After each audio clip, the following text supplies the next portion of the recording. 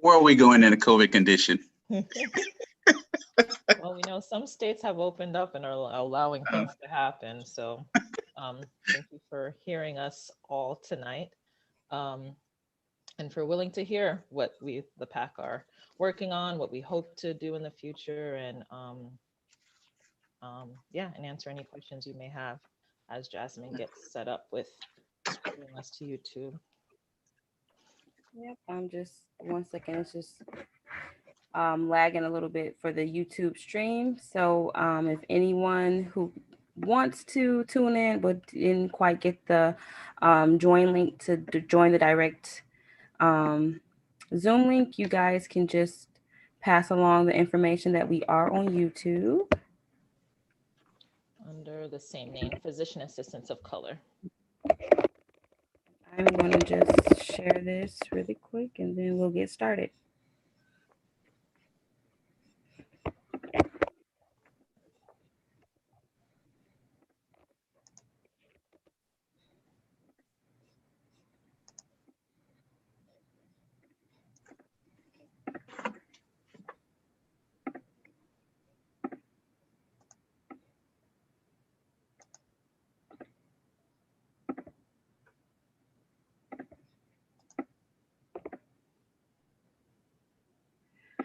Okay, so good evening, everyone. My name is Jasmine Cofield. I am a board certified physician assistant, newly graduated from University of Detroit Mercy, and I am the executive director for Physician Assistants of Color, Inc. And tonight we are just going to give everyone who's interested and wanted to learn more a brief overview of who our leadership team is, how the PAC began, what we've evolved into, our vision, where we plan on going next, and then how we can be of service of not only pre-PA students and PA students and practitioners of color, but also PA programs. One thing that we've noticed throughout the years of our work can be a huge integral part into moving this profession forward. I always say one thing I love about the PA profession is we do have an opportunity to lead in increasing our diversity. So I'm happy that the PAC is kind of leading that way. And I'm so excited for you guys to learn more about us. So thank you for your time again. Just to introduce myself, I'm Samora Charles Lungu. I graduated from the Harding University PA program in December 2019. I came to find Jasmine when I was a PA student, didactic year. I was the only Black student in my cohort. And I loved the program I went to. The faculty and everyone was supportive, classmates, but being from New York, being used to seeing people of all different ethnicities, it was kind of a culture shock for me to be in a rural PA program. And so I found Jasmine via social media. She told me about this little group that she had started on GroupMe and Facebook. And so it was really great to have that kind of support from various students of all different programs that kind of understood me, understood the struggles and the rigors of PA school. And we kind of worked to get each other through.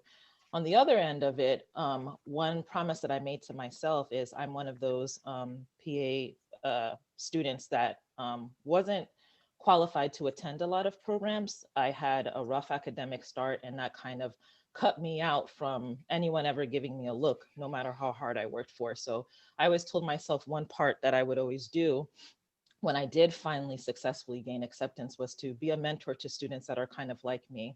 So since being a discussion group way back when we first started in 2017, to now being able to serve as a mentor for non-traditional students, low GPA applicants, or just students that kind of have similar backgrounds to me, and students of color as a whole, has been a really remarkable thing for me to be able to give back and help contribute to diversifying the profession from all aspects. So it's a little bit of intro of me. Pass it on to Minerva. Hi, everyone. My name is Minerva Lowe. I am a 2020 graduate from University of Utah PA program.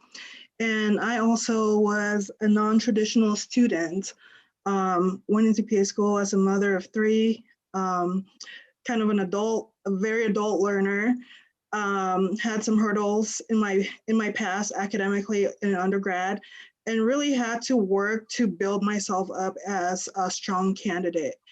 And when I got into PA school, I realized that it was an isolating place for a person of color. Even though I went to a program that was pretty diverse, I was one of two Black students in my cohort, and I kind of started trying to find other ways to get support. And I came across the PAC, and I was one of the original members of the GroupMe when Jasmine started that GroupMe. And in that space, I was really able to find support, be able to talk to people who were going through the same scenarios that I was going through. And one of the results that I had for myself when I got into PA school was that I was going to do everything in my power to make sure that more people like me got an opportunity to go to PA school. So when I got into PA school, I got involved in advocacy and leadership, and was part of AAPA Student Academy, and was able to pass a successful resolution to make the diversity representative position a required position in all PA programs in the country. So the union of Jasmine and Samora and I was kind of organic. We were all kind of working towards the same mission, but in different spheres. And so it was really awesome when we were able to really combine our efforts. And what we hope to bring you today is kind of the next evolution of what the PAC is. So we're going to go down the line of introducing our wonderful team who has definitely helped us push along, because like I said previously, the PAC was strictly running on Samora and I as students. So it's honestly been such a relief to have mentors and people who've been in these spaces before us to kind of help lead us and develop what you guys are. We're excited to bring you guys. So I'm going to start down what I see on my view. Our board member, Dr. Jenkins, sorry. And you can introduce yourself and tell us. Good evening. My name is Dr. Dwayne Jenkins. Currently work at Michigan State University. I'm the Director for Student Success. Reason why I believe in the PAC and its vision is I've done a lot of work over the course of my career in implementing and developing mentoring programs, doing a lot of different work specifically for students of color. I'm also very involved and very engaged with trying to get students access to these different resources and these different success strategies that make them successful. So I've dedicated my career to being of service and to developing our students of color. Thank you. Dr. Nathan Rogers.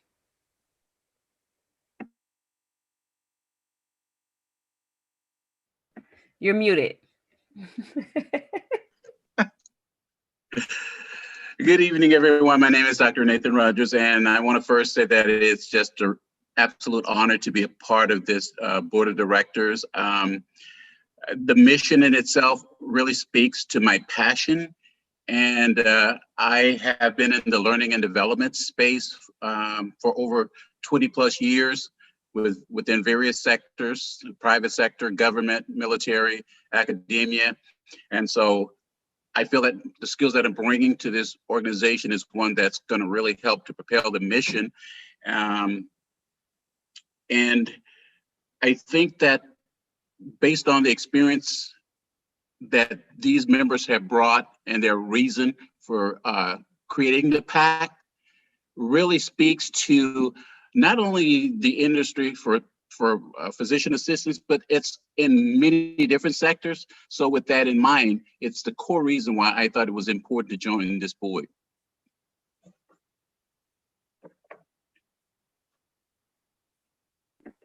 Dr. Yolanda Freeman Hildreth. Hello, everyone. It's a pleasure to be here today. I am an assistant professor at the University of Detroit, Mercy. I teach in the didactic portion of the program. And this program actually speaks to my passion of helping and mentoring others as they go through the program. I can remember when I was a student myself and in various stages of my life, I feel like if it wasn't for people that supported me, believed in me when I didn't believe in myself, I would not be where I am today. And it's my mission to give back and give others a chance to also make it. So I'm happy and I'm very proud to be a part of this group.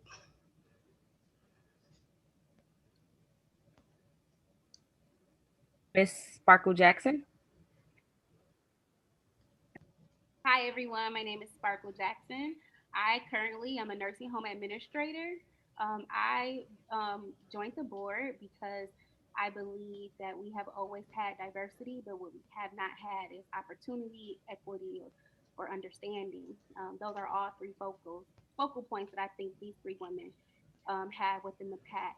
I see physicians and PAs, NPs, RTs, all sorts of healthcare professionals every day. Diversity is still a topic that needs to be discussed and needs to be implemented. And I actually love physician assistants. They are much more down to earth than any other physician that you come in contact with. So you guys are on the right track.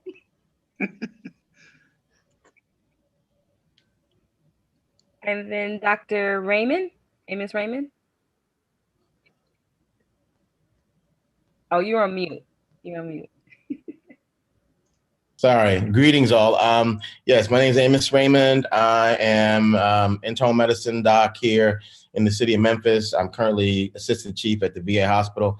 And I met Samara Charles, co-founder, during her rotation and in the emergency department, and where I've been there for the last 17 years, involved with many pre-professional students from medical residents, nurse practitioners, PAs as well, and PA students, as well as high school students that I've mentored throughout over the years and brought them in to shadow.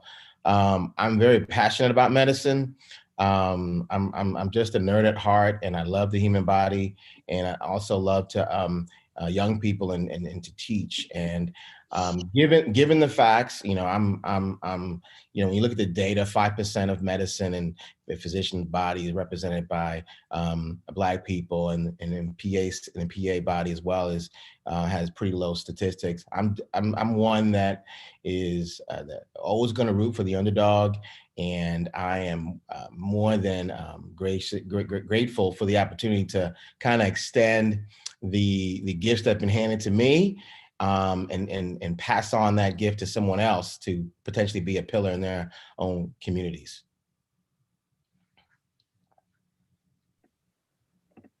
Thank you. So that completes our board members, and now I want to introduce our strategic board advisor, Miss Andrea Lowe. Hi, good evening, everyone. I'm Andrea Lowe. I'm a practicing PA that's practiced emergency medicine for 20 years with some leadership in business operations, strategic initiatives. I, like many on the board and our co-founders, was one of 2 PAs of color 20 years ago. And after 20 years, we're still in this effort. So I've always been very passionate about diversity, very passionate about mentoring. I think it's important. I wish that there was something like the PAC for me almost 21 years ago. And I think it's important to provide that support. I think it impacts healthcare all across, from diversity to health equity. And so happy and honored to be here with you all tonight.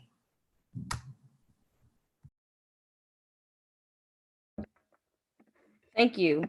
So next we're going to segue into, that's pretty much our leadership team. But next we're going to segue into discussion of our purpose, our accomplishments and vision. And I will let Samora and Minerva take that away. Awesome. Thank you, Jasmine. So what the PAC's purpose really is to support students of color at all stages of their PA school journey. That includes pre-PAs, PA students, and PACs. So what does that support look like for us? In the past, it's looked like mentorship, it's looked like helping students prepare for doing mock interviews with students to help them prepare for their PA school interviews, going through their applications with them to see what areas of weaknesses they have and giving them suggestions on how to strengthen their applications. And that's what we've been able to do on that student side. And then also mentorship. The goal is not really just getting people into PA school, but supporting them through that process to help them be successful. And really building a system and a foundation where we can support students and enhance their education and they feel supported in and out of their PA program. And one of the aspects that we've been examining is just getting the student there is not enough. There's also a program portion side that has to be addressed. So when we look at the statistics of people of color who are applying to PA schools, the numbers are pretty dismal for underrepresented minorities. And then if you look at, for example, just Black students who are getting accepted into PA programs, those numbers are pretty abysmal. And so we started looking at the program side. What are some of the things that programs are struggling with? What are these barriers that programs are not able to bridge? And really starting to try to develop solutions that are going to be customized to programs in terms of addressing admissions, in terms of addressing retention and curriculum, and really being able to support people of color to be successful when they are in that PA program. Samora, did you have anything to add to that? Yes, so I think part of the great thing that has happened that we didn't know would happen when we first started this is these issues, people do research, they have statistics, but we've been fortunate enough to have awareness of these issues because we're on the ground, right? We're working with we're working with the students before they get in. We understand the problems they're having. Each of us individually have had our struggles, and so we understand that. But by making ourselves available to people before, during, and even after, kind of gives us a unique position to kind of understand where these problems lie in all kinds of aspects of the PA application. This is something that we'll always be privy to. One thing that will happen when we launch our membership with our website in the next few weeks is kind of putting all the students that we have right now in our groups, in our private groups, into one big place to where we can continue to support and see what else is needed. So just kind of adding on to kind of give you some background as to how we know, because we're hearing from the people that are in your programs. We're hearing most recently with all the civil unrest that happened last year, how they felt their individual programs responded to these issues or didn't respond to these issues, what that did to them from an emotional, mental standpoint, how that affected them, and how their classmates responded to this. We're so focused on people of color, but one thing that we noticed is as regards to admissions, how are you as a program assessing who your students are, what they believe in? Are they people that, are you preparing them to really provide care to people of color? And that's something that we would like to talk more about, or that's one of the programs that we're working on in terms of not just people of color, but as a whole, your admissions practice and the culture of the program. And one of the things that we've been hearing from some programs is the fact that they've been hearing about the PAC. They've been getting applicants who mention using some resource or mentorship that the PAC provides. And that's something that we are super proud of. One of the biggest accomplishments that we've had in the 2019-2020 cycle is that we've been able to get over 120 people admitted into PA programs all over the country. That's no small feat for a grassroots organization. And so, like I said before, the PAC is something that was built from a grassroots initiative, but we're getting to a point now where we realize that our impact is so much more than just impacting an individual student at a time. We have the capacity, not just as an organization, but with partnering with PA programs to really change the course and landscape of our profession. How is it that, like, over 50 years later of the PA profession, the average PA student is a 25-year-old white female? How are we going to change that narrative? And how are we going to challenge what has been traditional formulas or standards of what a successful PA student looks like? And it starts by addressing some of the prejudices that we all carry that have been reinforced years and years upon years of what a successful PA student looks like. And for someone like me, I totally did not fit that formula. I was a mother of three. I was in my late 30s. I was leaving my kids to attend PA school. I had not performed greatly in my undergraduate. And I was facing an uphill battle. But like Samora said earlier, people are able to redeem themselves. There are people who do post-bac programs and are able to prove that they're strong candidates.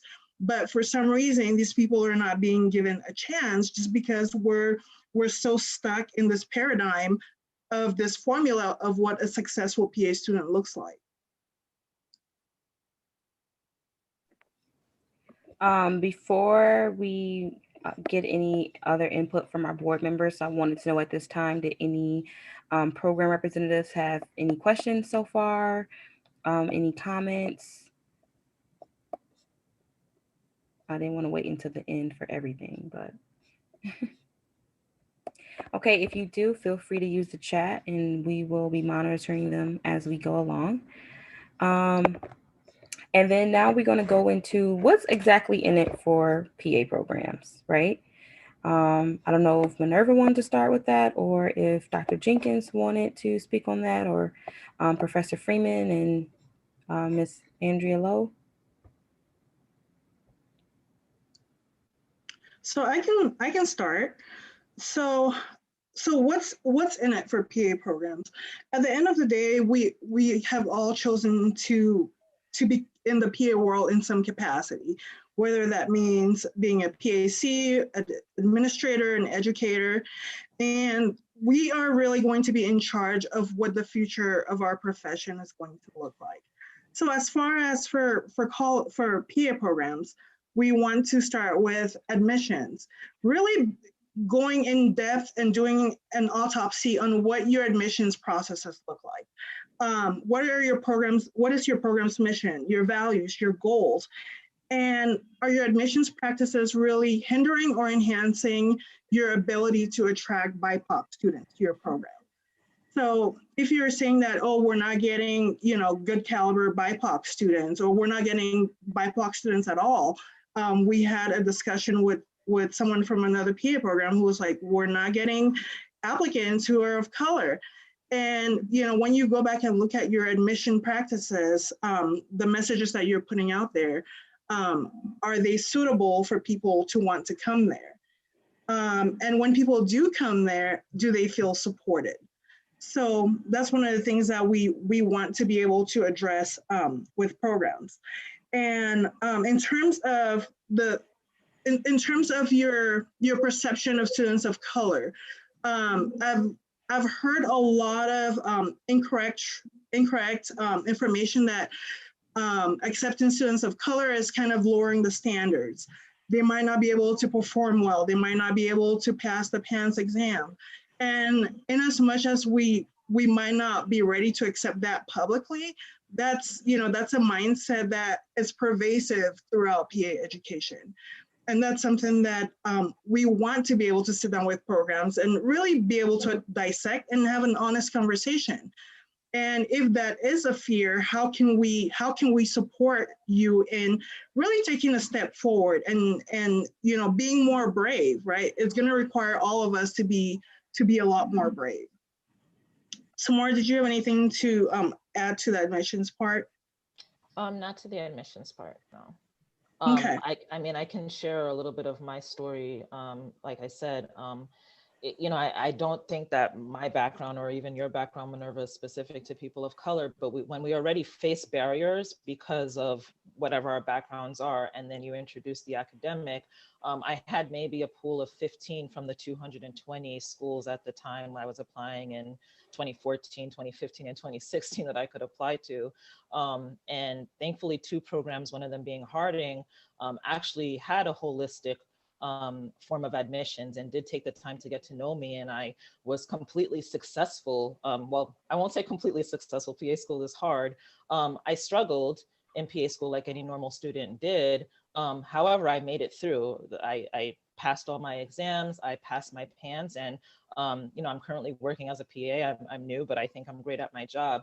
But so far, but I think the point I'm trying to bring up is, part of what we're realizing within our group is there are a lot of students like me who are marked by this past. And there are many issues that us face. For me, it was growing up in an immigrant family, what that did for me, the responsibilities I had, the pressures I had, all of that, the mindset of the student that comes from a background like me is one thing that we hope to be able to help you identify for programs that don't already have that built in, and kind of sharing what we've learned with you guys. So I guess that's all I'll add for admissions. Okay. And then the next thing that we feel that programs struggle with is retention. How do you retain BIPOC students?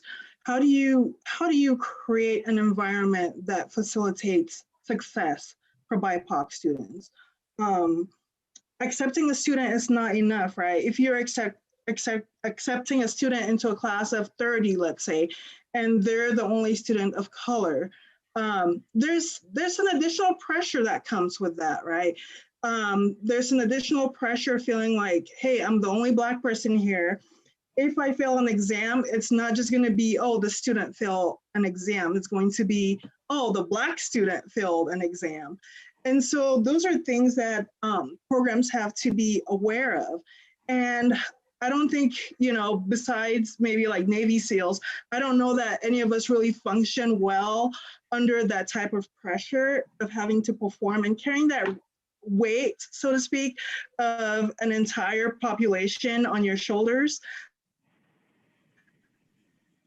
So how are the success of students of color within your programs? And then how are you making sure that students have a broad mind view or worldview without making them feel marginalized? So for example, if you're, talking about diabetes, and you start talking about, well, diabetes is very common in the Black population, and you have one Black student there. How does that narrative impact that student's education or their self-esteem within that space? Creating spaces in the classroom or in the program where people of color can feel supported. Does the faculty reflect what the student cohorts look like? Is there space for affirming people's identity and what their contributions are? As someone who recently graduated from PA school, it's one of those environments that can be very cutthroat, right? Everybody gets in there and they're like, oh, I was a paramedic for 20 years. And this other person's like, I was a firefighter for however many years. And maybe that's not the only valid contribution that people can make into that classroom. So how do you affirm the skills that people bring that might not necessarily be those classic skills within that classroom environment? And I think that goes a long way in creating people's desire to be in that program, even when they are struggling. Samora, did you have anything to add to that? I think being upfront about these things is something that we're realizing a lot of programs either aren't aware or it's not made clear. Oftentimes we get students that tell us they're not sure of something such as remediation practices. We're all expected to read the handbook, but that doesn't really happen when you start PA school and you, start drinking the water from the fire hose. So I think just letting when it comes to retention, if that's something that should be that students of color are interested in knowing. You know, my roommate, when I was in PA school, was a Korean girl from LA, and we're great friends. But you know, something that she shared with me is she kind of had some issues with remediation, and the program was great about it. However, it wasn't something she was aware of before. She struggled, she had the pressures, and she, you know, it was hard for her to get back in, but it was just something that she felt like she wasn't, at least she shared with me, that she wasn't aware of at first, and kind of felt lost, and didn't know that she couldn't go before she had reached that point. Part of that is, again, the imposter syndrome that a lot of us face, not wanting to disappoint you know, family members, or being that we're already an other. So having that added pressure of not being able to keep up with the rest of the majority is something that keeps a lot of us from seeking out some of this information. So it's just something we like to challenge, or we would like to challenge programs to kind of think about when they're introducing these packages to students, especially to students of color, to kind of making known how do you support students. If the majority of your cohort is this, what do you have in place to make everyone feel included, both students of color and not of color? And I think also dismissal practices are an important part that we need to talk about. I think every PA student, one of the biggest fears is that we're going to not perform well enough and we're going to get kicked out. And so what does that dismissal process look like? Does it give people a chance to redeem themselves? Or is it like one shot, one mistake, and you're out? And, you know, is there a system built in there to support students and to figure out where they're struggling and be able to help them remediate and make corrective actions towards wherever they're struggling before they get dismissed? So I think really looking at dismissal practices is really an important aspect. And I think Dr. Jenkins would be an appropriate person to jump in here since he's a retention expert. Expert, that's but yes, like just listening to the stories that you all are telling, right, and understanding that this is a very common experience for students of color. These programs have got to do, you know, we have to get inside and deep dive into the data and look at and see what are some gaps that are really hindering our students of color from persisting and being retained in these programs. We have to reimagine what this profession is going to look like. We have to think about strategies and identify them, talk to the students who are in the programs, understand their experience, but not just hear them, make action plans to make sure that other students will not experience these same kind of practices, understanding that they've persisted and they've been very resilient in their academic career just to make it this far. But what kind of system is in place for them to be successful once they get there? Is the tutoring services, what are the tutoring services like? What are the classes like? Listening to Minerva and Samora talk about their experiences is heartbreaking, but also it's a testament to their resilience and just staying with it. And I know their story is not alone, right? Even for myself and my own personal background, I was an undergraduate. I got my undergrad in biology with the thought of going into med school, and then trying to figure out life as that went on, and just didn't have the services necessary for me to be successful, particularly at a predominantly white institution, and learning later on about the PA profession. But by that time, I was just tired of a lot of different things, so I went on a whole different other path. Think about the number of students that we're losing because we have not properly put together strategies to not only just admit them, but to retain them. We talk about diversity, but diversity has to match, the program has to match what we're talking, right? And you got to put your mouth is. And so it's important that if we value these students, we know this profession is going, you know that the population of America is shifting. How do you get in front of that rather than be behind it? And you want to make sure that your students and that all students that are welcome into your program have the necessary tools to be successful once they're admitted. Thank you, Dr. Jenkins. I'm going to invite Dr. Freeman Hildreth to speak. Hello, I agree with what was said by Manova, Samore, as well as Dr. Jenkins. I will admit that getting in is one thing, but retaining them and making sure they graduate is another thing. And I think we have to work on that. You know, the students need support. A lot of times I see you come in, you only the first or the second student of African American heritage in your class. It can be isolating. You can feel not integrated with the class. You know, you feel like you are missing out on notes. They're not in groups and things, and you're all along, and you're missing out sometimes the resources. And I've seen that before. And I think just recognizing that, creating an environment of inclusion is important, where they feel that they are supported and also integrated with that class. I think the social part is important. Who they hang around, who they study around makes a big difference in their outcome. If they're isolated and they're studying by themselves and don't feel comfortable speaking up, I think I found that they sink. But if you get them to speak up and recognize and have awareness when they need help and feel safe telling you that they need help, that also helps with retaining them. And then schools have additional support services, support groups, where students can talk to each other as well as feel inclusive and supported in their environment. See, the students are in this cohort, let's say 40, 50 people for about 2 years. And it's important that all students feel connected and integrated in that cohort. If not, you have one or two feeling totally left out and feel like, you know, no one is there for them. But I think socially we get them inclusive in that environment helps quite a bit. I'm working on that as a faculty and really as a program.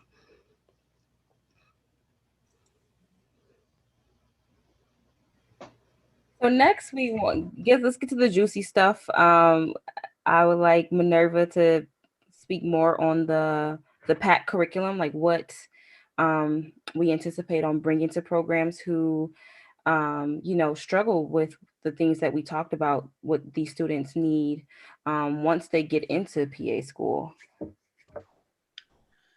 So, like I already talked about before, one of the things that we would love to work with programs on is really being able to create that holistic admissions process where you're assessing that entire person as a whole and not just looking at GPA, because you could be missing out on great candidates who might have had struggles in their life, but you know they're perfectly capable of getting through PA school successfully and passing their board exams. I for one, I'm a case study in that. You know, I was successful in PA school.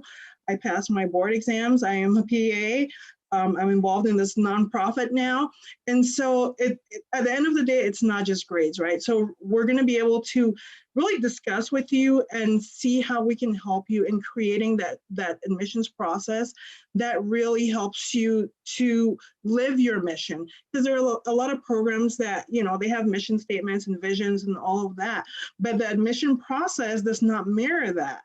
And, you know, if you're talking about educating PA students who are going to go back into their communities and practice, and you have a group of 30 white people or, you know, maybe one or two minorities, you know, what communities are they going back to practice in? More than likely the communities that they came from, right? And then in that point, we're doing nothing to bridge the healthcare gap. We're doing nothing to improve access. So statistically, we all know that students of color tend to go back to practice in communities of color. So that's something that programs should be looking at seriously in terms of if we're really serious about what the mission of the PA program is from its inception. And then how, as far as the other aspect in curriculum is, how do we integrate social determinants of health into the curriculum? How does the language in our curriculum make people feel excluded sometimes? How does the language in our curriculum perpetuate biases that people already have? And a story that I shared that I think a lot of people of color who have gone through medical education share is like in dermatology, when you're studying dermatology, pretty much everything that you learn is pink rashes on white skin.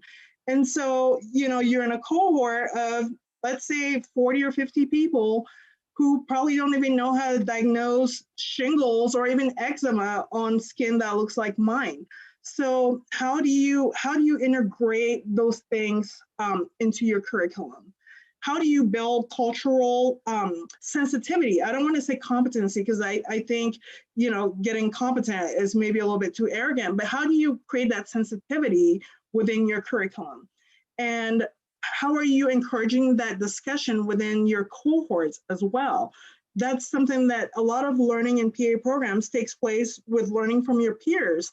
So if you're teaching people who are not able to recognize cultural biases and social determinants of health, then that educational process, when they're learning with that peer-to-peer educational process, gets diminished in that respect. And how are students of color expected to be subject matters on issues of diversity? I remember asking an adjunct faculty or visiting faculty one time about a question. I think it was, I don't even remember I think it was on hypertension, and he was talking about African Americans and hypertension. And I asked them a question. They're like, I don't know, what do you think? And, and I was like, well, I mean, I just happen to be a Black person, but I don't know, like the pathophysiology of hypertension in African Americans.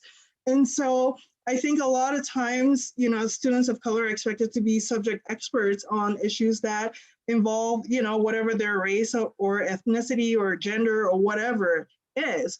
And so as programs, I think we want to be able to have that discussion with you and really figure out ways on how to improve that. I just want to chime in and say, one part of it is, it would be great if all programs could be holistic admissions process, but we understand that that's not the case for all programs, be it, the requirements of the larger university. But that's one part of it, right? The other part, as we've spoken about through the night, and as Minerva just talked about, is the curriculum, the culture of the program, and the retention. So those are other areas for those programs that necessarily can't change, and they have to be a 3-5, or they have to be, whatever it is, or, need to have the 3,000 hour requirements. That's fine, right? I don't want to give the perception that we believe that because you're a person of color, you will not have a 3-5. That's not true. I'm sure some of you have accepted students with higher grades, but still, not to throw you under the bus, Jasmine, but Jasmine was a great student and great GPA, but she also felt, she also needed the kind of support that we offer a lot of our PA students within our group. So the beginning is one part of it, but I just wanted to kind of make clear that that's not the only thing that we would like to talk to programs about on an individual. Every program has, every program that is interested in diversity has different areas that they'd like to work on. And so that's one thing that we feel like we can kind of help you, give you that insider, so to speak, kind of insider vision, or information about what it is that students are looking for in the areas that you struggle or are looking to improve. And I'll add in, and the beauty about the PAC is, like Samora spoke about earlier, we have, we're on the ground. We're speaking to the students who attend your program. We're listening and getting the information that they're maybe afraid to tell you, or, you're the one that inflicted with however they're feeling, like as far as a student of color going in and asking for, practically begging for support because she sees herself, going downhill and being told that she has to fail first before she could receive that support, so how do you, how would you say as a PA program, not even outside of students of color, just say you support students when you implement support solely after they fail? We all know PA school is too short to even have time to try to play catch up. So, when you already have a student who's able to recognize that they are struggling and then seek help, and they don't receive it, what does that says about the trust with the student. Now you have completely stopped them from, ever seeking help from faculty and staff. Something as simple as we've helped programs with, who, when they're wondering why they don't get those applicants. We had one PA program where the only market they had was Walmart. When you have a student who is Korean and only eat their ethnic foods, it may sound minute to the regular average student, but when you have to get your food shipped in, from family, just that burden there adds on to the stress of already the added PA rigor. So we definitely help students, PA programs, identify these areas, and that it strictly comes from the students who attend your programs. And obviously we use our own experiences. The PAC started because I remediated, and I was like, well, maybe if I have support from other students of color at other programs, although there are other programs, I'm sure they feel how I feel. And this is how we've been able to grow to what we are today. So just looking at what the program offers and doesn't, and maybe not offer, is where we're going to be able to play a big role in your program in increasing diversity efforts. And then lastly, just, I don't know if Dr. Jenkins, you were saying something? Okay. I was just about to say, once again, listen to the stories or whatnot, understanding that all of these things matter in the grand scheme of student success. And so looking at the holistic student is very important, especially in some of the work that I do. Literally everything matters as it relates to the academic success of a student, whether it be personal, socioeconomic, or socio-emotional engagement. All of these things matter in how they persist. And so sometimes we hear these stories and we shrug them off, right? We hear the stories of the students of color and we shrug them off like they're just talking. But this is what we call qualitative data, right? And so you have to take these stories and compile them. And once you're hearing them, you have to make what we call a data-informed decision to address the gaps that are existing within your program. So just to hear them talking, if 5 students are saying the same thing, there's something that needs to be addressed within that. And one thing my supervisor always tells me, we always got to follow the data, because that's how you make the decisions for change. And if you don't, you're going to keep overlooking, you're going to keep just not giving them the support that they need to be successful in your programs. And one effect we saw was students, applicants trust the PAC at this point. They trust at this point, we can literally recommend a PA program, and, unfortunately, we can tell a student, you'll be safe here. You'll have a faculty member who will look out for you. You will have classmates who will understand you. There will be, you don't have to worry about microaggressions and representing for your entire race when you go take an exam. So we're trying to get away from the fact that, it kind of regresses us when we have marked PA programs like you're safe to go. This is a safe one. This is one you want to go to, and on the opposite end, we have students who share, don't go here. I was not supported. I was left out to dry. The minute I was seen as a threat to the PA program, I was no longer, I didn't feel like a student. And we empathize with PA programs. We understand those pass rates, retention rates are so important. So, selecting students is, one of those big things. But I think we wholeheartedly believe after that selection process, there is way more PA programs can do to make sure those students are retained and successfully complete these programs. And I think, I know diversity and equity and inclusion has become a hot button issue, but for us, it's not just a project, right? I mean, when we look at, the trajectory of America, we're going to become, pretty minority abundant in the next 20 years or more. So this is not just, something that we're doing for the time being to fulfill a project or check a box or whatever. This is really the fundamental future of our profession and patient care and patient outcomes. So the last thing that I wanted to talk about for PA programs is really the culture. Just like when you're looking at, an employer, you look at the culture of the company. What is the culture of your PA program? That's one thing that we want to be able to sit down with PA programs and really talk about honestly. Does your culture really care about diversity? Because if it doesn't, then accepting a student of color is really a waste of time, right? For yourself and for that person, because it's not going to be an environment that's going to be supportive. So I think it's a question that programs have to ask themselves and answer very honestly. And does your faculty care about diversity? So if you're hiring faculty who don't care about diversity, and you're telling them that, hey, it's important to address social determinants of health and all these other things in your curriculum, it kind of becomes a moot point, right? So hiring practices also have to value diversity, and whoever you're hiring has to believe in that culture. And then the people who control the money, like money is a big impact item, right, for PA programs, even though we don't like to think that, especially for private programs. Do the people who control the money care about diversity? Do they feel like diversity is going to hinder their profits? Do they feel like they're taking a chance with their money by accepting students of color? And at the end of the day, are they willing to put their money where their mouth is?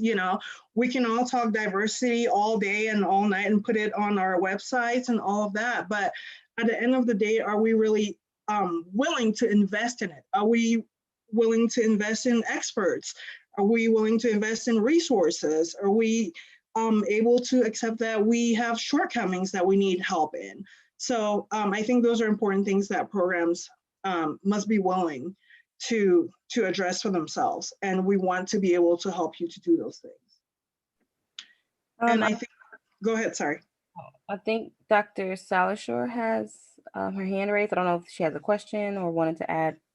I just wanted to ask a question. Good night, everyone. I have myself off camera because it's past 8 o'clock and I'm ready to go to bed, and I don't want y'all to think I'm not paying attention.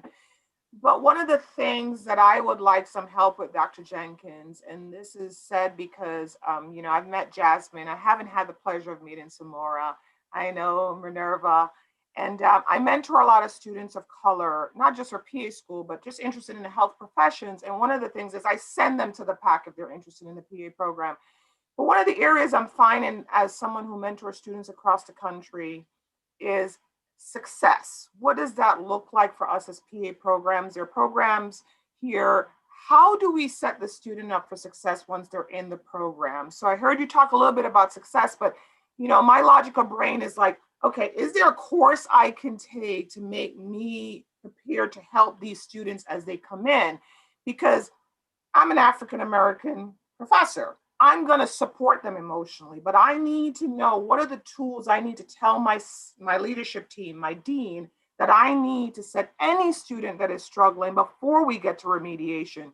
Because, clearly remediation is too late.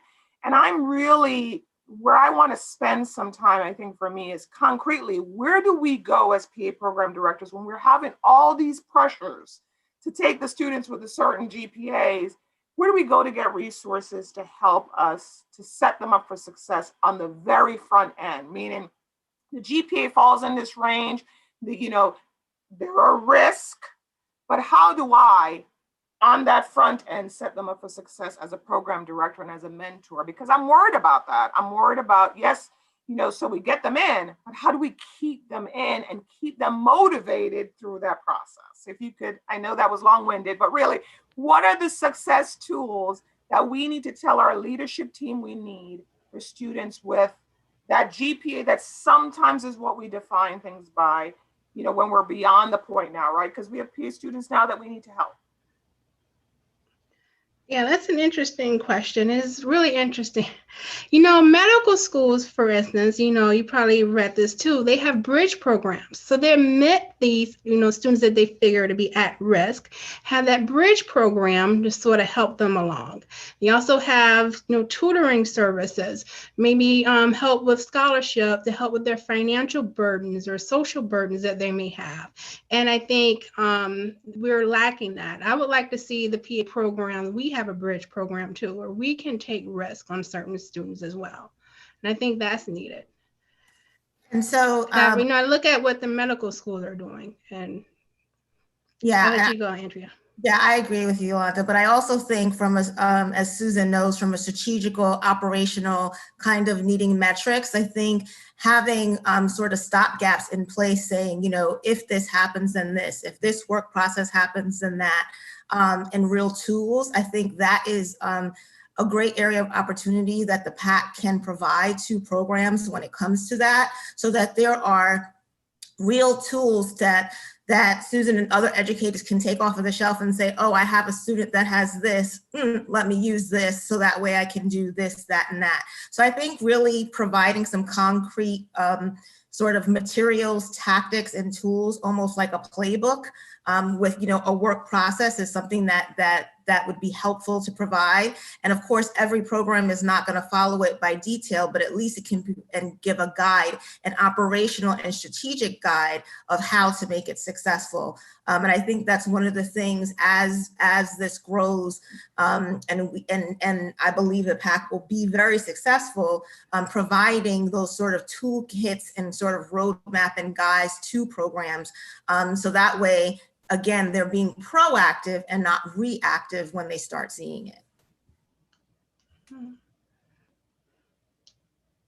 Nate, did you want to say something?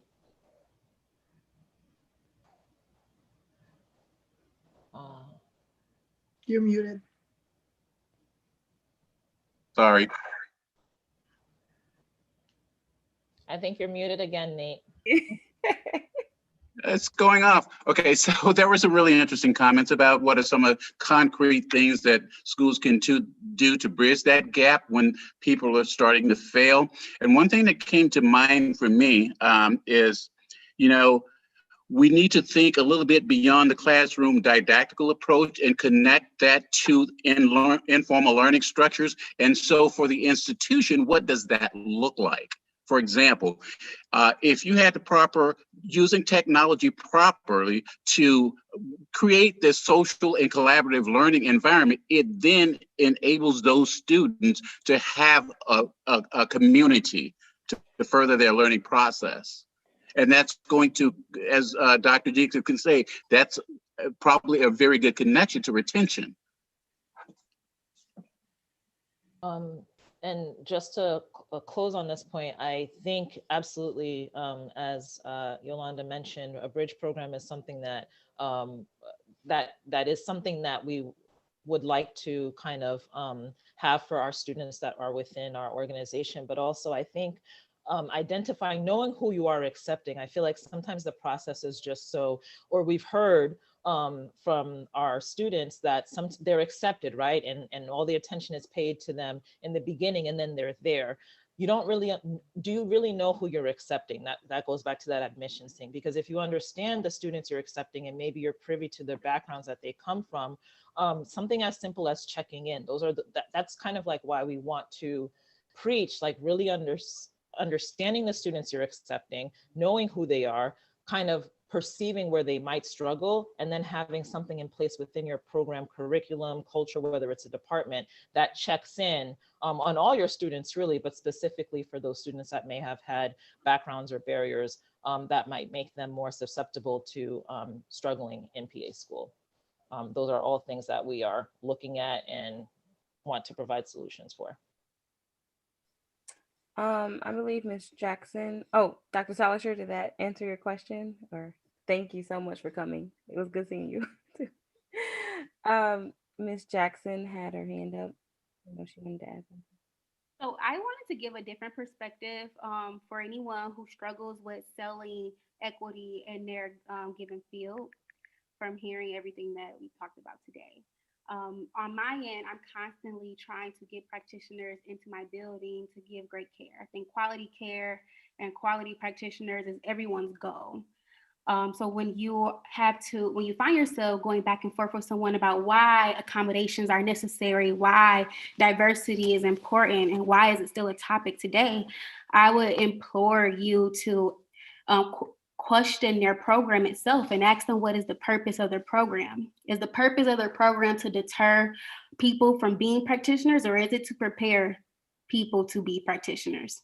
If it is to prepare more physicians to be PAs in the field, then they should want to accommodate them however they need to prepare them to be great PAs. I think the pandemic should be the biggest mirror for every academic professor or government official, because it makes staffing shortages much more severe. And there's no reason why there's 1,000 plus people that desire to be in a medical field, but there are 2 times the amount of staffing holes and positions posted that go unfulfilled because there's not enough people to fill them. We have to stop turning them away because we need people to give great care. We burn great doctors out, great PAs out, great nurses out because they're overworked. And the only way we can help our colleagues is to pour more people into that field, prepare people to go to this field and not turn them away.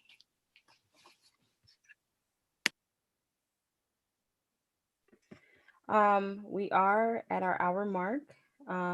This will be a great time to take any questions from anyone who may have for the PAC or any of our leadership team. You can feel free to type in the chat or I have a question. This is Marin Abbott from Rosalind Franklin. There was a lot of talk about GPA and holistic research. Our university this year has decided to do away with GREs. I was wondering if there's any opinions that the PAC has on the entrance exams, whether it's GRE or the PCAT, PACAT, or any of the new ones. So there's like scientific studies on how the GRE doesn't correlate to a student's success in the PA program. But when you're talking about standardized testing, you can take this all the way back to a student's background in kindergarten. And I can just go off my personal experience. When I was taking the ACT, I was in the 11th grade taking it with, white suburban 7th graders. And that was my first introduction with, wow, like they're already practicing, So does standardized testing really test people's ability to take a test or ability to afford the prep to do well in it? So we, obviously we fully support the programs that have already recognized that and don't really rely on the GRE for student success, because we know that a student, if they have the money to pay for an expensive prep class, if they have the money to constantly retake it, they can very well do well on the GRE, and it wouldn't really determine how well they would do in your program versus the student who, found out just, may have had to work 30 extra hours to come up with the $200 to take the GRE, not know where to go for prep. That's our biggest question. What's the best resource? What's the best resource? What do I need to do? And then I'm going back, just starting with undergrad, high school entrance exams. My high school didn't really do a good job of prepping us for standardized testing and teaching, strategies to pass a standardized test. So we definitely, obviously support the students who want to apply to schools without the GRE, but I mean, who requires the GRE, but we have seen that has been one of the big barriers that students of color face, and we remedy that by just telling them to apply to schools that don't have it, that don't require it. And thank you. That's the big reason we removed it this year, for next year, for the next cycle.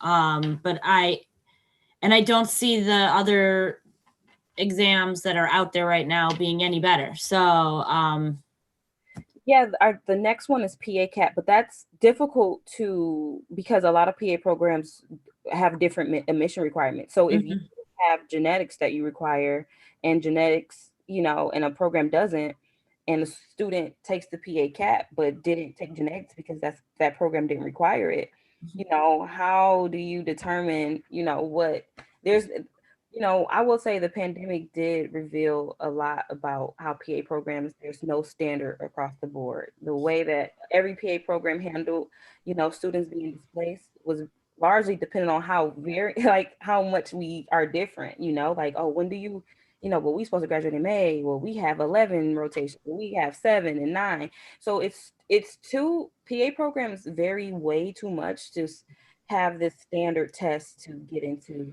an exam. And I do like that medical schools do, I always say it all the time, med schools do have a more holistic approach when you compare it to PA programs, because, they do look at a lot of students. Yeah, you may not have the best GPA, but you've been in research for 3 years, and we believe that, we believe that because med programs, they know that all their students won't practice clinically. They prep them for leadership roles, academia roles. And I don't think we really push that, those other opportunities for students who graduate from PA school and looking at what else can they provide outside of clinical health, healthcare experience.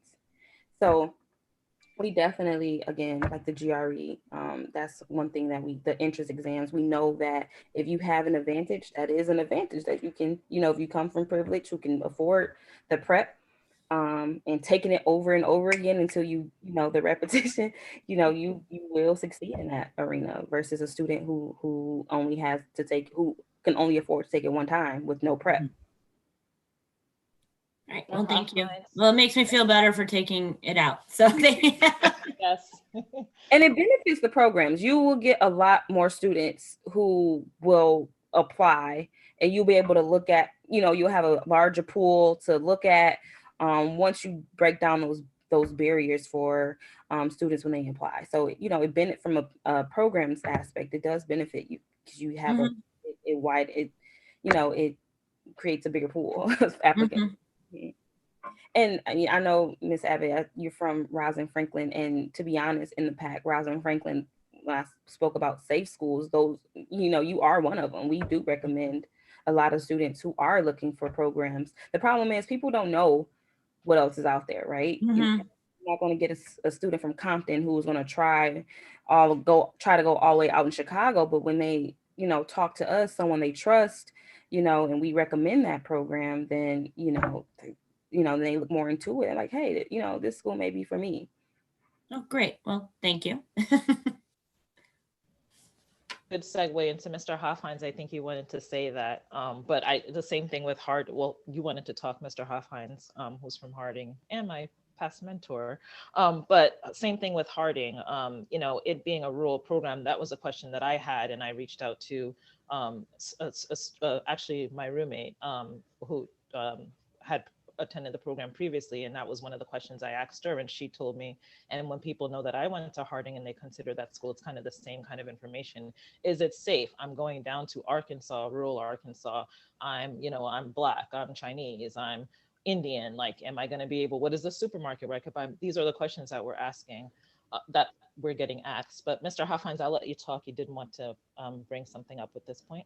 Yeah, it was the comment about the GRE and admission standards, and I'm very pleased to hear it's Rosalind Franklin dropping it entirely. I'm fighting that same fight with my own program, mostly because, and if you've ever done any of the research on the GRE and how valid it is for any kind of graduate study, the validity of it went out the window as soon as they took the analogies section, the analytical section, excuse me, out of the test and replaced that with the written section. The numbers there are just they're garbage. They have a written section now, and I'm having to fight with people in my own program when they're saying, this so and so has a single digit percentile in the written section, and I'm like, it means nothing. I had a single digit written in the written section because of how they graded it. There's a huge cultural and language bias to the GRE, and there always has been. But at the very least, you could at least accept that for certain things, especially on the analytical portion, when it was an actual analytical portion, there was some validity to it, that you could at least trace that success. The problem that we as a program run into is that we don't have a whole lot of other indication as far as the aptitude of the students that we're getting. We have GRE, we have GPAs, and we have certain other things, just your references, your letters of recommendation. They can make these comments, but how do we know when a student is going to perform up to the standards that the program has? We don't want to lower the standards. Certainly, we want everybody to be the kinds of caring individuals that we want to train. But that being said, how do we know who is going to be successful and who's not? I can't really say that I would chide programs out there that have their minimum requirement on the GPA and that's completely inflexible, because at the very least they can say that there is a very high order of probability that the student's going to complete the course, the series, and that that is a good financial investment for their institution. We as a program haven't really put a whole lot of stock in that. We make our parent institution a whole lot of money, and so we're not concerned about taking the occasional risk. And to be quite frank, that's where somebody like Samora gets the opportunity, because we look at a person who has maybe a checkered track record without breaking FERPA laws or anything like that. GPA is suspect in some areas. But we also saw a track record of a person who put in extra effort, who tried to get better. And so we see a positive trend in that GPA. Maybe it wasn't quite up to the standards in some areas, but we see a positive trend. By the same token, I mean, there was a person that we were considering for admission just a week and a half ago that we saw a good GPA, but a negative trend. She did great freshman year, and then her GPA was dropping steadily by a couple of point or a couple of tenths of a point each semester. And so we got to wonder, is she going to actually be able to make it? So that is a question that every institution has, and I'm sure every other person representing an institution and the admissions part of it can attest to. We have to know who's going to be able to be successful. We can afford to take some risks with some of our students, but we can't afford to take many. And as a person who has been assisting with admissions at my institution for quite some time now, I've done the investigations on the PACAT, excuse me. I've done research on the GRE. I've done research on a lot of different things, and I haven't found one thing that is going to give me what I feel like is a strong determinant. GPA comes with a weak correlation. If you look at the right classes, there's a weak correlation between their performance in undergrad classes and their ultimate performance in the program. GRE scores, there is no correlation with finding the ones that will actually succeed. It can find the ones that can succeed if they get a verbal score high enough, but it can't figure out the ones that won't.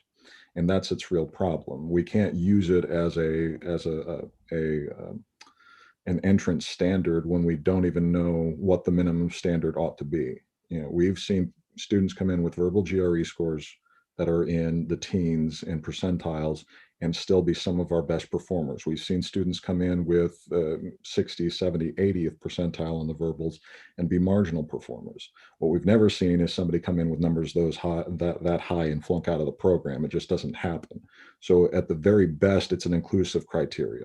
So, and we've used the GRE in that capacity. We've used it to say, okay, this person can do it. They're smart enough. They've shown it on the GRE.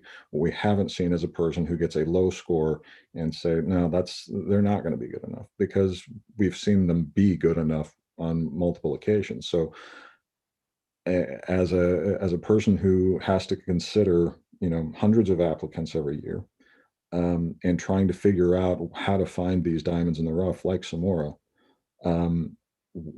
we have to find a way to look at these candidates and find the ones that, despite what most people would consider a checkered past, a shaky track record, a proven inability to perform at a certain level without a correlating ability to perform at a certain level, how do I find those students consistently, and how do I give them those opportunities?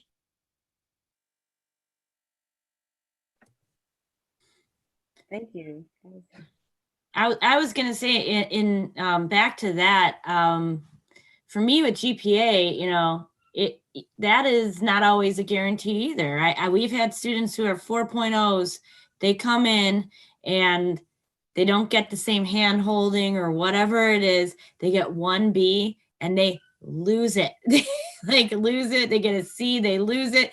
And the other students, you know, who maybe had a lower GPA but worked, you know, a couple jobs to get through college, knew how to handle pressure, knew how to like deal with, oh, I got a C. Okay, I'll work harder next time. They end up doing great. And those 4.0s just lose it. So I sometimes see them and I'm like, nah, I don't really want this.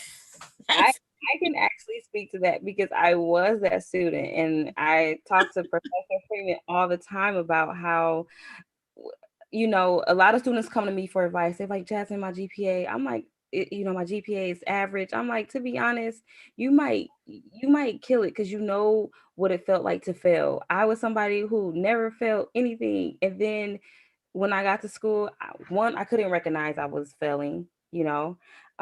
Then when I recognized it, I didn't know what to do. I didn't know how to seek help. I didn't even know how to say the words.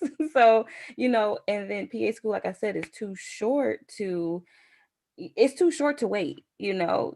So next thing I looked up, the semester was over and I was in my program director's office, like not shocked, you know.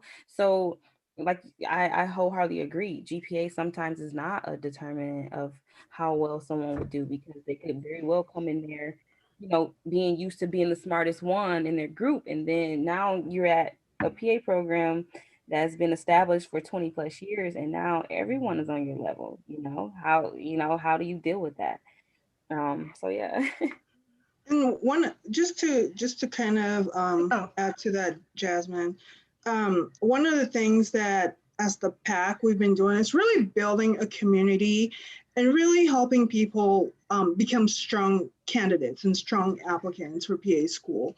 So we're not just, you know, a space for people, you know, people of color to just gather. There's actual valuable information that's taking place, exchange of information that's taking place. We're, you know, constantly helping people to assess their application and recommending courses for them to take. People who struggle with standardized tests. There are currently 126 PA programs that don't require the GRE in the US. So really being able to help people to position themselves to be strong candidates and to really prove themselves that they are strong candidates. Because the last thing that we want to do is to help a bunch of people get into PA programs and, you know, they're not successful, because it's not good for us. That's not what we want. It's not good for them. It's not good for the program.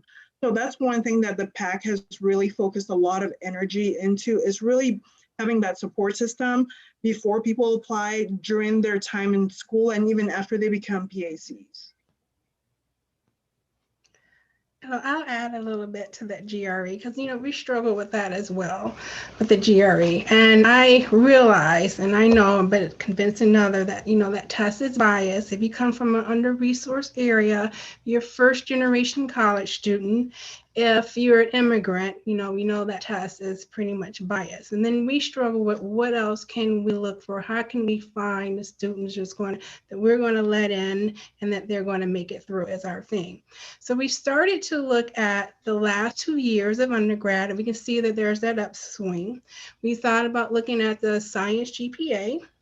We think about also restructuring our interviews to make it more problem-based, situational-based, look at their experience, their motivation, empathy, communication, patient-provider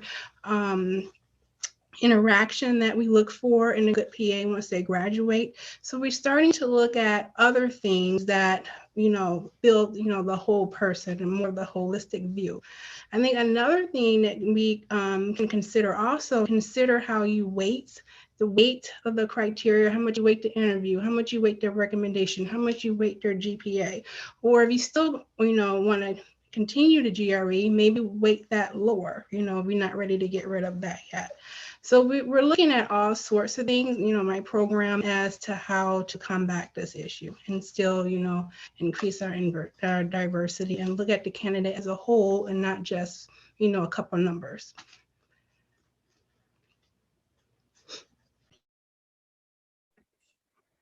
Did anyone else have any? Thank you, Professor Freeman. Did anyone else have any questions or any curiosity on how the PAC could help?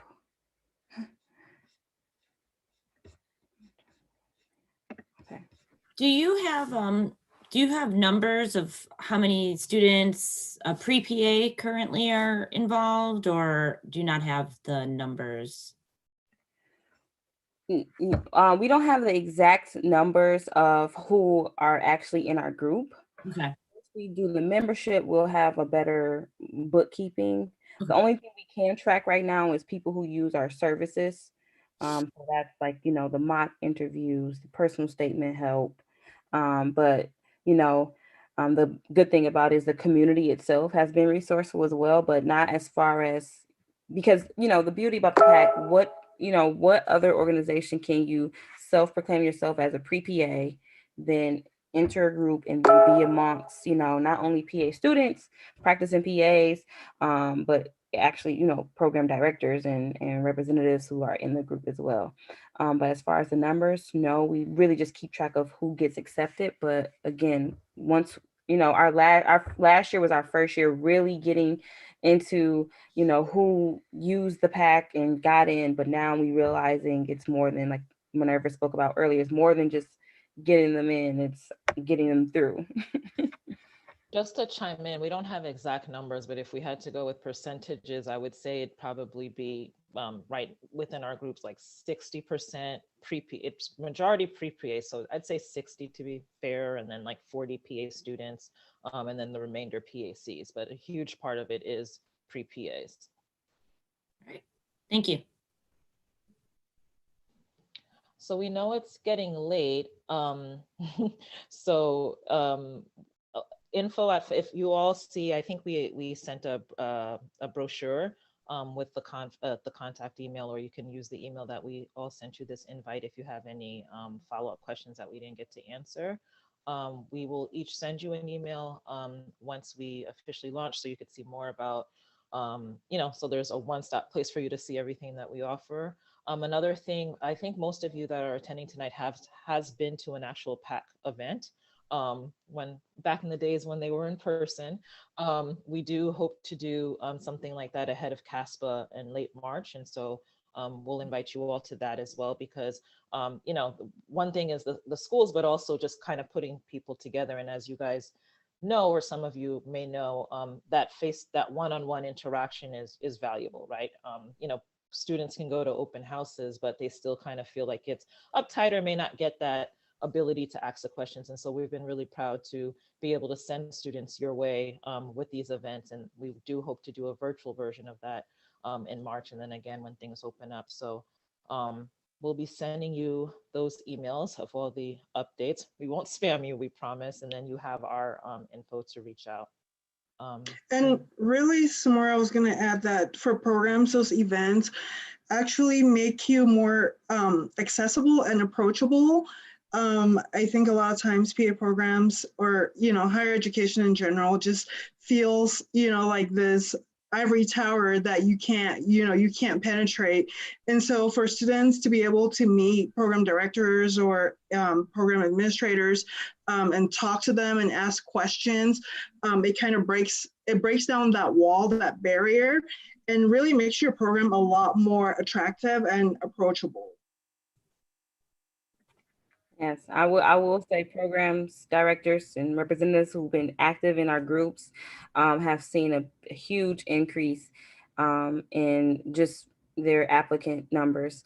And Minerva is really being very humble. She's also now faculty of University of Utah. So she definitely helped move that needle with increasing diversity in her own program for this incoming cohort. Thank you. Thank you so much. Yes, I do try to maintain some humility. I know that I still have a lot to learn. But one of the things that I really want to talk about with the PAC is that safety factor, right? We have become a trusted source. Just like Dr. Salshore said, she refers people to the PAC often if they want to go into the PA profession. And so the PAC is a trusted resource, and we do have that safety. I went to University of Utah, and when I was there, people were like, whoa, there are Black people in Utah, you know? And one of the cool things that actually happened that the diversity chair at my program did, Darren Rujan, if any of you guys know him, he actually made a list for me of places where I could get my hair done in Salt Lake City, where I could get my braids done. Like, I mean, that was like a special touch. So, you know, after I went to University of Utah, a lot of, you know, people of color started reaching out to me and asking me about Utah and, you know, how friendly and safe it was to attend that program. So I think that's the one thing that you will find in a partnership or relationship with the PAC is people do trust us and they do trust our opinions about and we do give very candid opinions about our experiences in, you know, whatever programs that we've attended. Thank you. Thank you, everyone, for giving us your time. If no one has any other questions, I think it will be appropriate to wrap tonight's meeting and session up, or informational, or whatever you want to call it. And just be on the lookout for our official launch. We are excited to personally work with each program individually, see where we can be a resource, and honestly diversify this profession. I think if we all keep the number one goal in mind, and thinking that this profession can lead in that regard, especially in healthcare, I definitely think we can definitely make some noise with this. Thank you. Thank you, everyone. Thank you. Thank you, everyone. Weekend. Thank you all. Thank you.